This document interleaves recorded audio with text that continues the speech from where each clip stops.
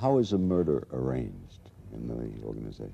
Well, generally, so I get a message that so-and-so would like to meet me or talk to me, and I call up on a certain telephone that I'll have a number for. And I call them, and they say, well, meet me at such and such a restaurant. It might be a restaurant up in East Harlem, it might be a restaurant in Midtown, it might be a restaurant down Little Italy, it might be a restaurant up in the Bronx, it might be a Chinese restaurant. It could be anywhere. Could it be Miami and Chicago and Detroit? No, because I'll get my original contract out of the city I'm living in at the moment. All your work is contracted for in New York? As a rule, yeah. It could be, I'll be going to another city. Right. Do the job? Yeah. When you show up at the restaurant, yeah, do you come with a mask? No. They know who you are? They know who I am. Right, okay. The bosses know who I am. The people I do the work for know who I am. So I'll go in, we'll sit down, and we'll have dinner. First, the general talk, you know, how's your family, how's things going, you making any money, you're earning, you know, things like that, you know, how's so-and-so, fine. And then during the course of the meal, a man will say to you, well, I got a job for you.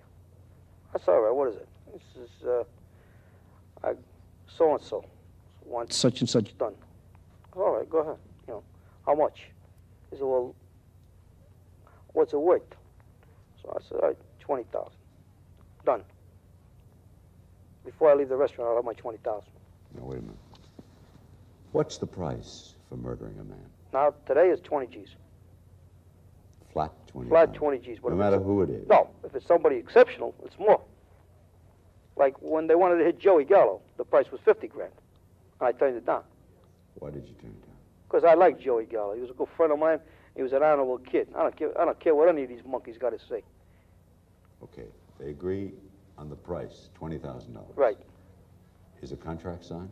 No, your contract is, when you took the money, your contract is your word. Your word is your bond. You're paid in advance. That is correct. If the man changes his mind and doesn't want that person killed, I keep the money. You keep the money. That is correct. Now, you then go, and it's your responsibility to make sure that man dies. That is correct. If you bungle the job, what happens? I'm dead. Why? You did your best, presumably. That's not my best. Have you ever bungled a job? No. All 38 men? They went. They were dead before they ever hit the ground. What do you use to kill? 38, as a rule. Or sometimes a 32 automatic. Where do you get the gun? Oh, that's easy. I can get you all the guns you want within 5 minutes of where we are. And after the killing, you dispose of the gun? Oh, yeah. Because without the gun, they got no weapon. Without no weapon, they got no charge. A murder charge can't stand if they can't find the murder weapon. That is correct. The movies show us The Godfather, for example, a person walking into a restaurant, a mob man, and killing another. What about the crowd? What about identification? Well, what about witnesses? That's about the only accurate thing that I can remember about the picture, because nobody can give you a description. It's almost impossible. Because when people hear that loud noise, they hit the floor, and they hit it quick. And they're not going to look up to become heroes to see what you look like. They're only hoping that no bullets come their direction. And as I described, with one place where I hit a guy, there were, I think, 14 different people in there. Not one of them come up with the same description of me. I gather from what you say, Joe, that you only work for the mob. Yeah, we won't work for an outsider, because an outsider can't stand up. What do you mean by stand up? Well, you take an individual like yourself. You want somebody hit in the head, right? You go out and you hire somebody. Could I hire you? No. Why?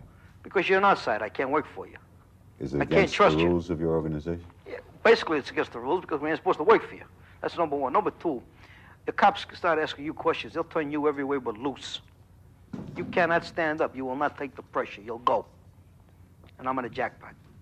People I work for, they can ask them all kinds of questions. They look around like the sun is shining. You don't work for civilians because they would squeal? Yeah, they would talk. Not that they would squeal. They just have no way that they could stand up. The pressure's too tough on them. Nice.